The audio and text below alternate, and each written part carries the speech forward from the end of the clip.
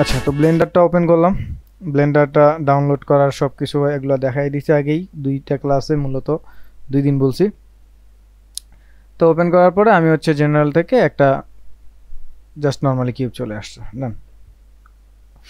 So normally আমরা যখন general থেকে প্রজেক্টটা অন করি বা আমাদের যেই প্রজেক্টে আমরা কাজ করব সেটআপ করলে আমরা একটা ক্যামেরা, একটা কিউব আর হচ্ছে একটা লাইট দেখতে পাই।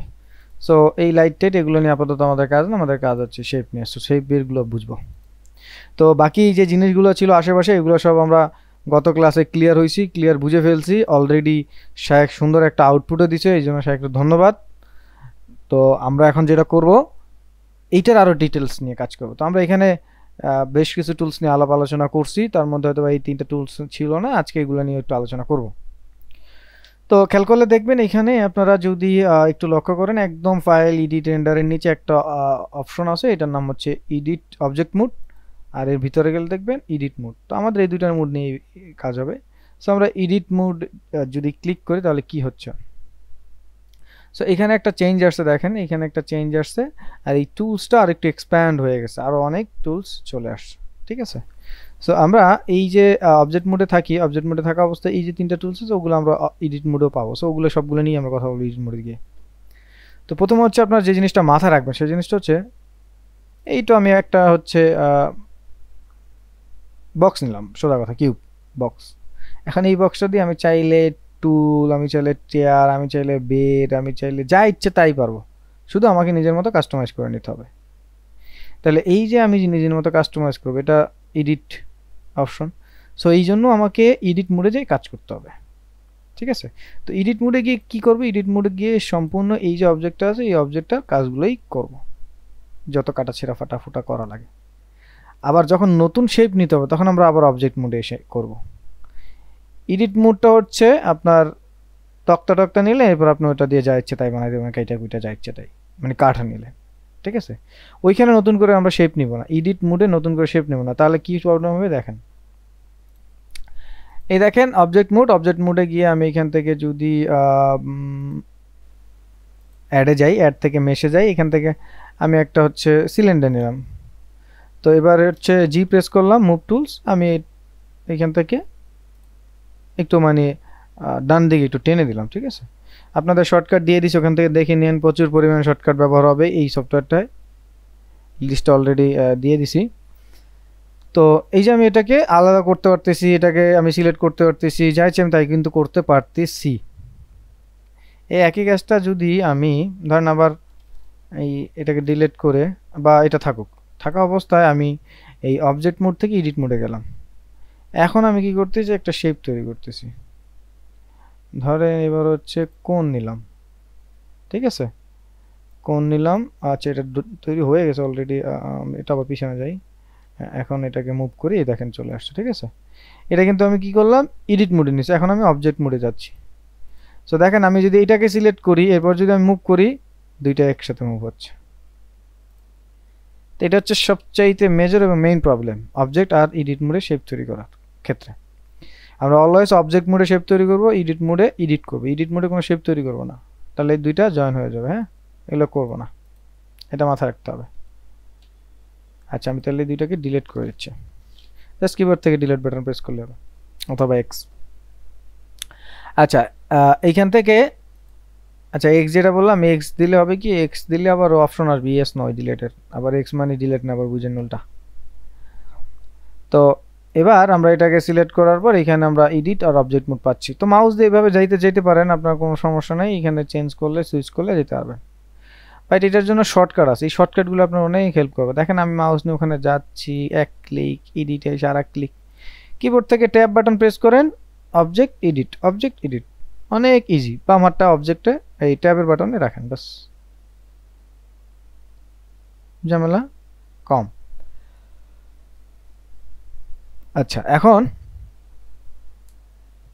আমরা প্রথমে হচ্ছে অবজেক্ট মোডে যাচ্ছি, সরি এডিট মোডে যাচ্ছি। এডিট মোডে গিয়ে যাওয়ার পরে আমরা এখান থেকে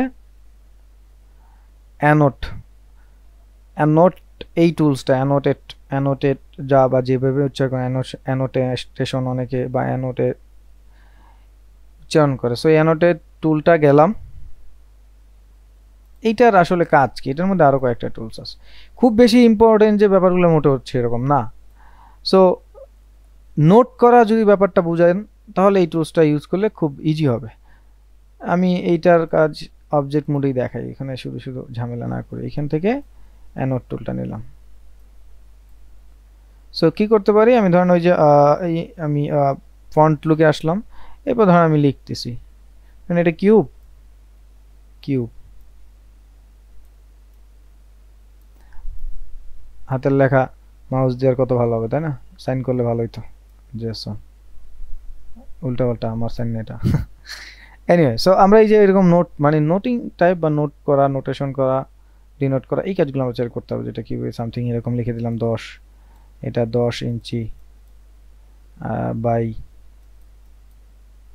6 ইঞ্চি সাপোজ, এটা বোঝার জন্য আর কিছু না।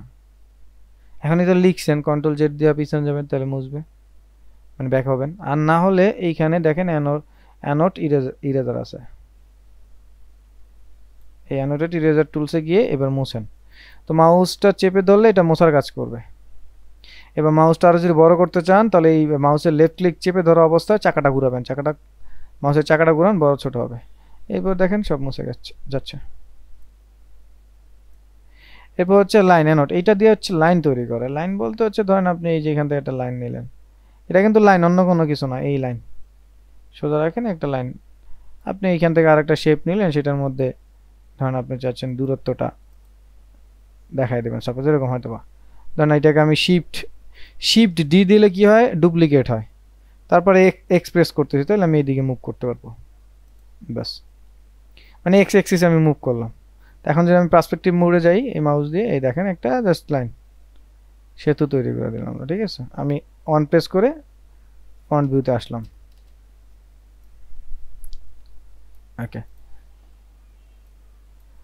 সো এই ছোট সিম্পল কাজটা আমরা চাইলে এই লাইনটা দিয়ে করতে পারি। এখন কথা হচ্ছে, অন প্রেস করি, এখন কথা হচ্ছে আপনি যদি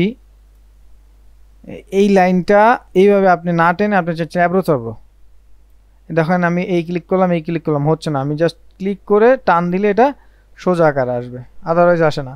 কিন্তু আপনার দরকার হলো যে এইখান থেকে এই যাবেন, এইখান থেকে আবার এই দিকে আসবেন, তখন আপনি চাইলে এই অ্যানোটেড পলিগনটা ব্যবহার করতে হয়। এই ক্লিক করেন, এখন এটা ক্লিক করলেই হবে, এখন আর কিচ্ছু লাগবে না, সাপোজ, ঠিক আছে, ইজি। তো এইটুকু কাজ, এটা খুব বেশি আহামরি টুলস না। তারপরে যেহেতু ওনারা দিছেন, এই ভদ্রলোকেরা যখন দেন তখন তো আসলে হিসাব নিকাশ করেই দেন, তাই না? ওকে, দেখেন এই ইরেজ টুলটা দিয়ে কিন্তু অন্য কিছু মুছবে না, এই অ্যানোট টুলসটা দিয়ে শুধু ওর যাবতীয় প্রপার্টিসগুলোই কাজ করবে। আচ্ছা, এরপরে যেটা আছে এটাকে হচ্ছে মেজারমেন্ট টুল বলে। আচ্ছা, এখানে দেখেন কর্নারে একটা এই যে দেখেন এখানে কর্নারে একটা ছোট একটা ইয়ে আছে, আমি যদি জুম করি, এই যে দেখেন কর্নার একটা অ্যাঙ্গেল আছে, এইটা মানে হচ্ছে এটার মধ্যে আরো টুলস আছে, গ্রুপ টুলস এটা, আর যেটার মধ্যে নাই, যেমন এটার মধ্যে নাই, সো এটা ইন্ডিভিজুয়াল। আচ্ছা, তো এখানে মেজারমেন্ট টুলসটা, মেজার টুলসটা এটা দিয়ে হচ্ছে জাস্ট মেজার করবে। যেমন আমার ধরেন এটা দুইটা হচ্ছে কি বলে এটাকে, দুইটা হচ্ছে ধরেন খাম্বা, সোজা কথা ভাই, দুইটা হচ্ছে আমরা করব ওই যে বিল্ডিং এর যে খুঁটি বলি, এটাকে কি কলাম বলি, কলাম বা ভীম। সো একটা ভীম থেকে আর একটা ভীম এইভাবে আমি দিচ্ছি। এখন এটার তো আসলে মাপ জোপ অনেক সময় অনেক কিছু ঠিক আমরা হয়তো বা ডেমো দেখানোর জন্য থাকে না, বাট যখন মেজারমেন্টটা দেখতে চাই, অথবা একটা স্কেচ দিল বা অটোক্যাড একটা ফাইল দিল, তখন আপনি মেজারমেন্টটা দেখবেন, তো সেই ক্ষেত্রে এই টুলসটা ব্যবহার করবেন। সিম্পল, এই টুলসটা যাব, এইখান থেকে জাস্ট ক্লিক করে এই দিকে টেনে নিয়ে আসলাম। সো দেখেন এটা এখান থেকে 6.97333 মিটার, এখান থেকে এটার মেজার মানে দূরত্ব। এখন আমি যদি আবার অন প্রেস করি, আর ধরেন এইখান থেকে দিচ্ছি, এইখান থেকে এই দিলাম, তাহলে এটার দূরত্ব হলো 1.97 মিটার। তাহলে আমি বুঝতেছি যে আমার কতটুকু ভীম কতটুকু মাপ কলাম দুইটার মধ্যে দূরত্ব হবে এই মেজারমেন্টে, ঠিক আছে। আরেকটা আছে, এটা হচ্ছে অ্যাঙ্গেল। যেমন আমি যদি ধরেন এইখান থেকে সোজা টেনে এইখানে চলে আসি, ওকে।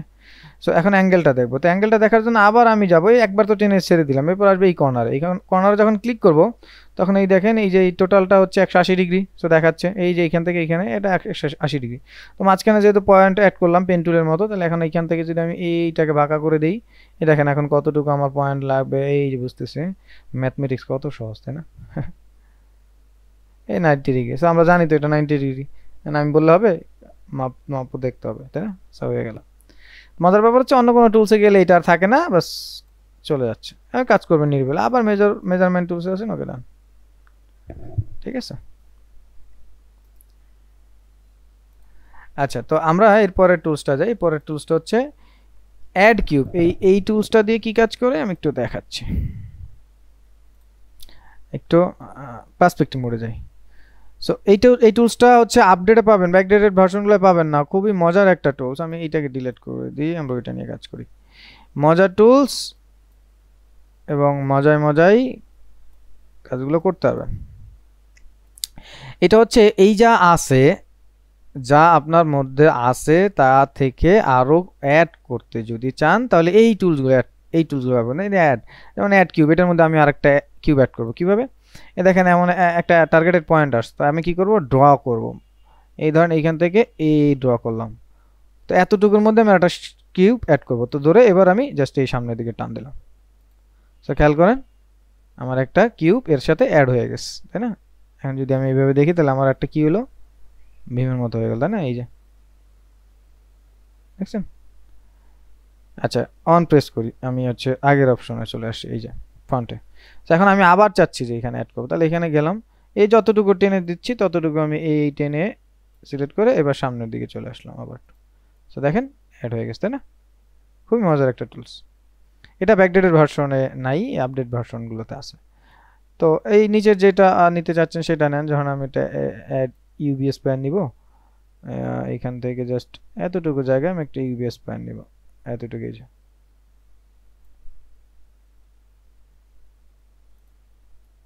এই দেখেন, যদি আমার টানাটানিটা স্মুথ হয় না, বাট হয়েছে, ঠিক আছে। তো এটা হচ্ছে এই অ্যাড কিউব, অ্যাড কোন যেটা চান, ঠিক আছে। সো আশা করি আপনারা এই টুলসগুলো বুঝতে পারছেন। এখানে খুব জটিল কিছু নাই, আমরা একটু ভিতরে যাই। সো ভিতরে গিয়ে কাজ করি। সো এটা হচ্ছে আমাদের এই অবজেক্ট মোডে যে তিনটা টুলস ছিল, এটা আমরা এডিট মোডে গেলেও পাবো।